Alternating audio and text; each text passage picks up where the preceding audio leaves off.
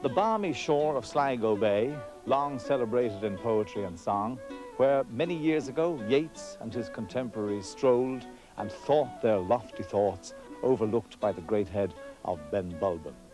Nearby, Knocknarea with Queen Maid's Cairn, and Drumcliff village, where Yeats is buried. And over there, the town of Sligo. And Sligo town in August '89 is the venue for the All-Ireland Fleadh Cheoil, where young and old, musical and sometimes unmusical, join in the annual celebration of Irish music and song.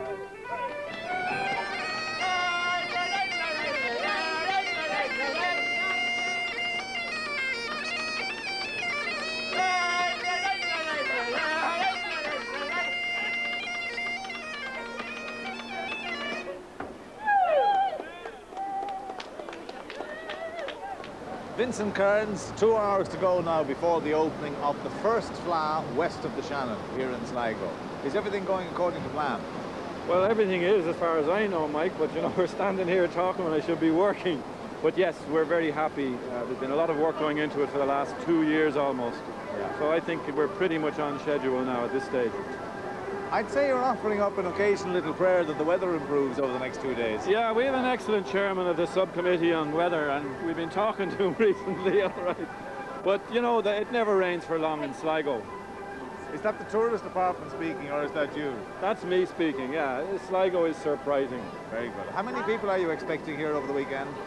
It's difficult to know. People keep asking me that, Michael.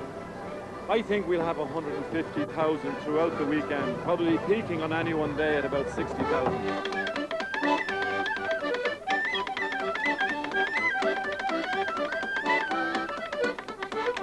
It's not only in the hotels, homes and bars that there's music.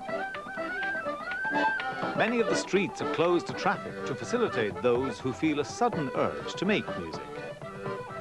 And age is no barrier. The younger they start, the better.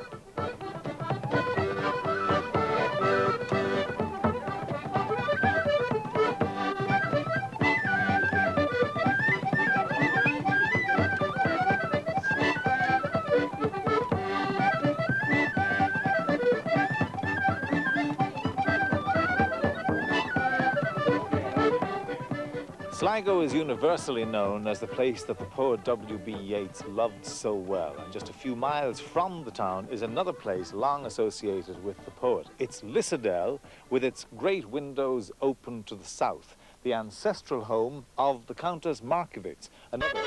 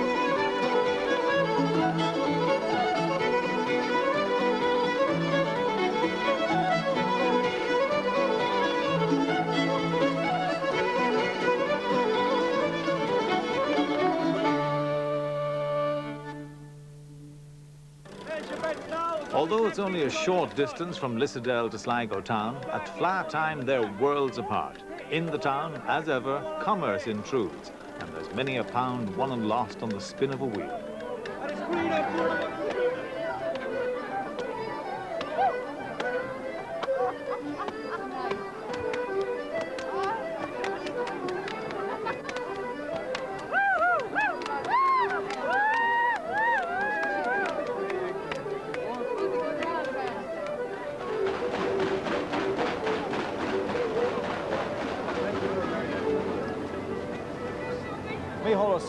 How would you compare the standard of musicianship of a Fleadh 10 years ago with the Fleadh today?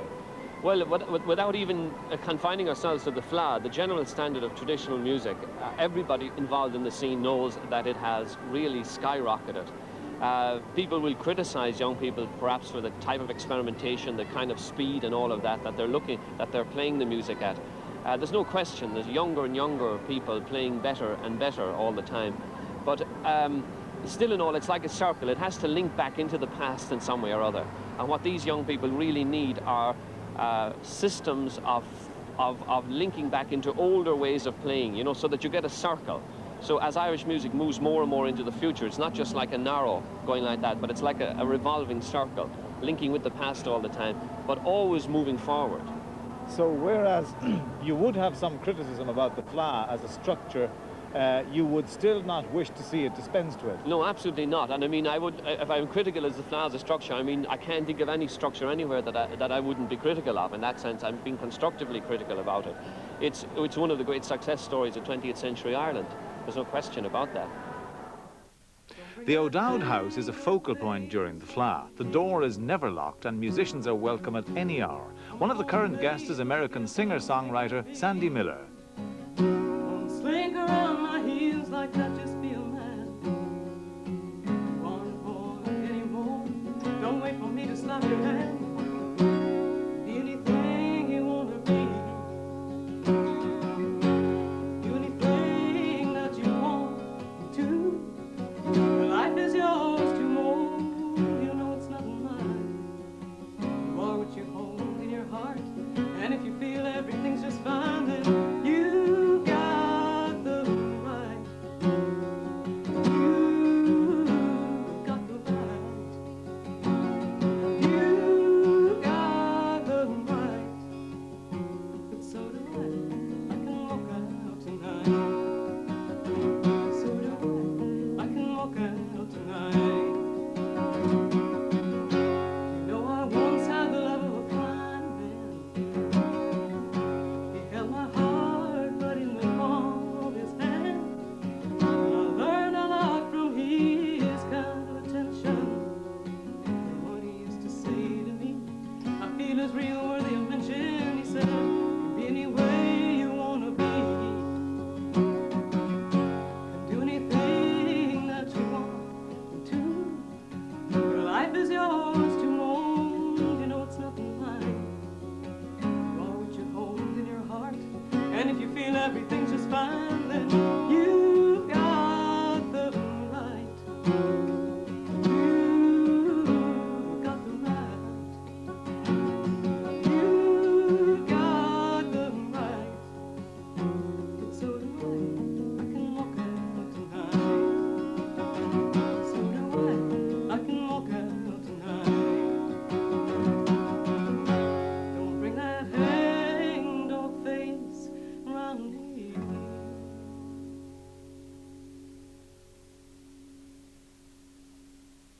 Sheila, will you explain to me what an open house is? I find that kind of difficult to explain what an open house is, because it isn't something. It wasn't something I set out to say, well, let's have an open house, you know. It was just that people were always welcome and people always called, and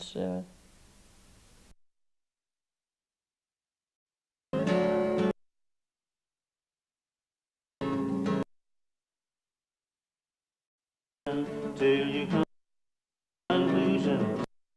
Carolina has a hand in my confusion. She waits for me to choose.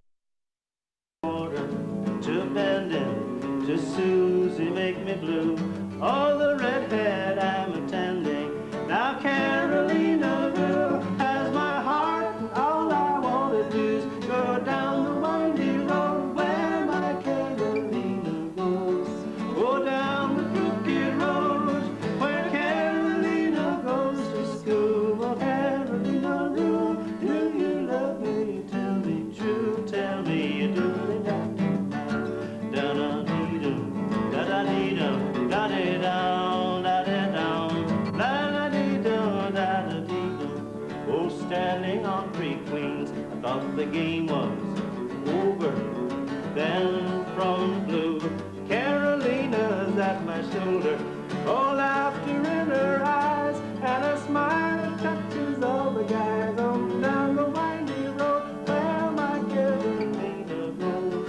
Oh, down the crooked road where Carolina goes to school. Oh, Carolina, do you love me? Tell me true, tell me, do da da da da da da da dee dum da dee dum da da dum la da dee dum da da dee dum. Oh, Carolina Road has my heart, and all I want to do is go down the windy road where my Carolina goes. Go down the crooked road where Carolina goes to school. Oh, Carolina Road, do you love me? Tell me true, tell me you do.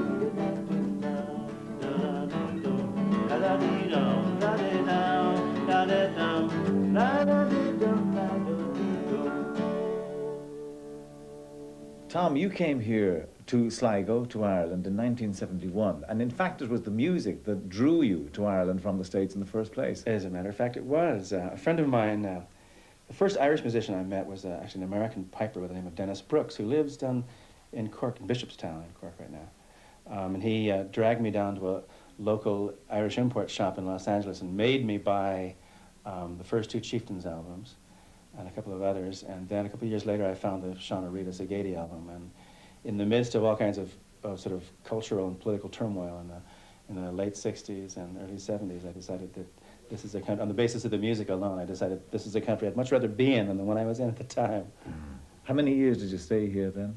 I was here a total of 7.5 years, from 71 to 79. And what are your memories of the place? Are they good? Well, to put it most succinctly, when I came back to Sligo, it always did and always will feel like home to me. This is the place I feel I belong in, putting it simply. Is it good to be back? Oh, wonderful. Absolutely wonderful. I've never felt more at home. How can I live at the top of a mountain? Another guest at Shiloh Dowds is John Tunney, one of the finest exponents of shanno singing in the area. For to be counting, I would let the money go all for to win my true love's fancy. For I will marry none but my bonny blue-eyed lassie. She's my bonny blue-eyed lassie, with an air so sweet and tender.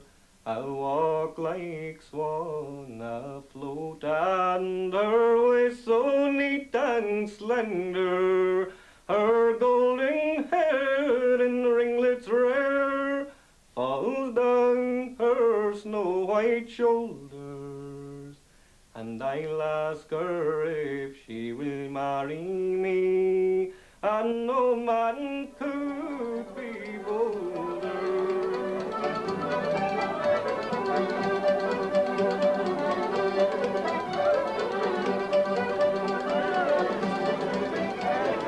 Are you going to be here now for 2 days in the main street? Yeah. Goes on, in rain or shine, indoors or out of doors. Accordionist Alfie Dineen is one of the most popular musicians in town.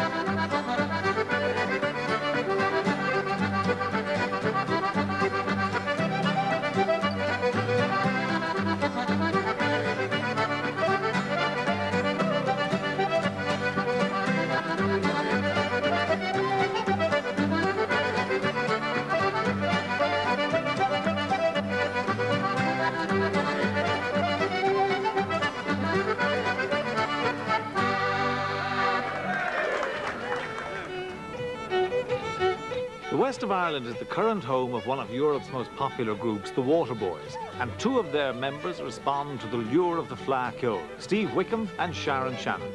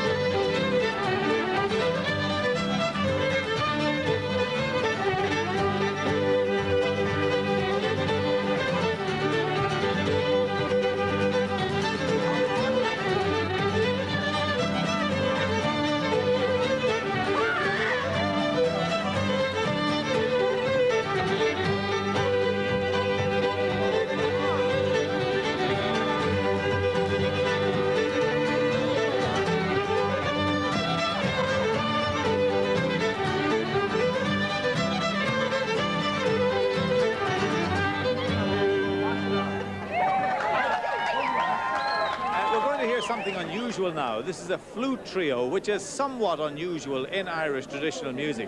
And Sam Murray. Sam, can I have a quick word with you there? Surely. You're the leader of this motley gathering of three.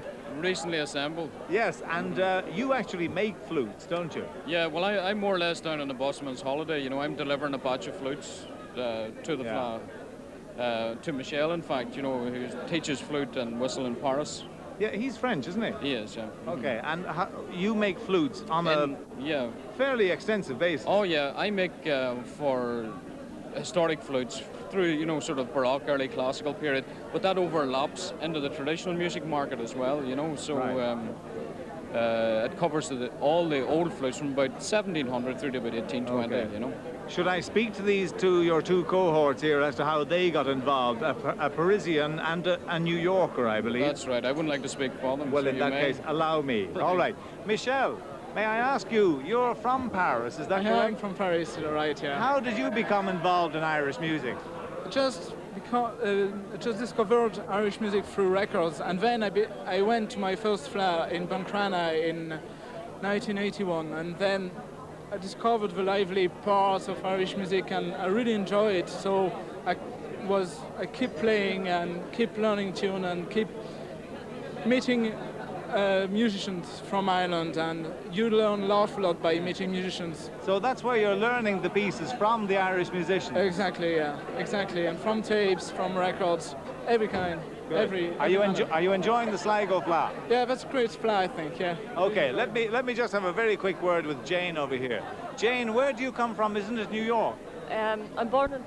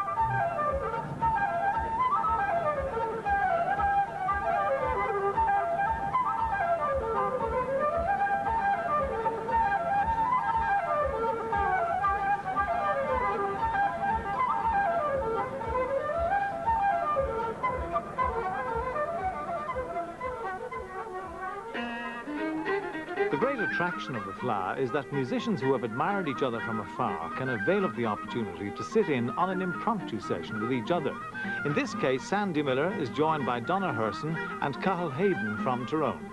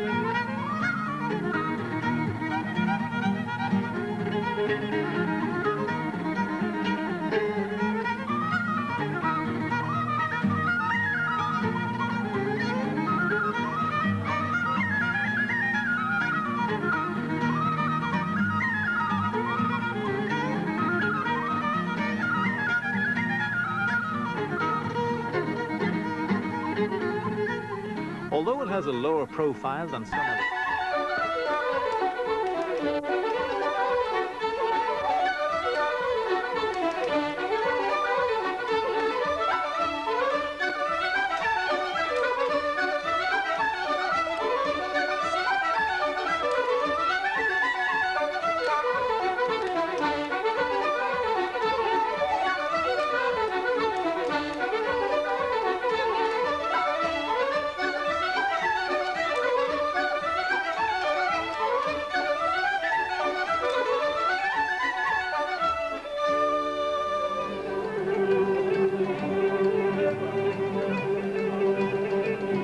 To the relief of many, particularly those who prefer their music al fresco, the weather improved as the weekend wore on. But whether it rained or not, wherever the renowned Glens of Antrim fiddler Jim McKillop played, a crowd was sure to gather.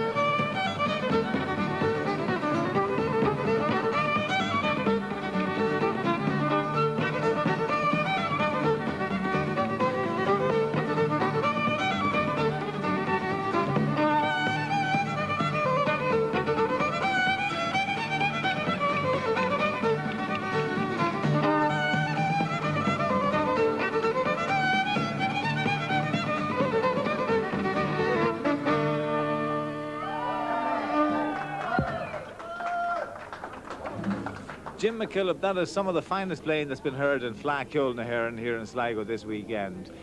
You're from Cushendall in County Antrim.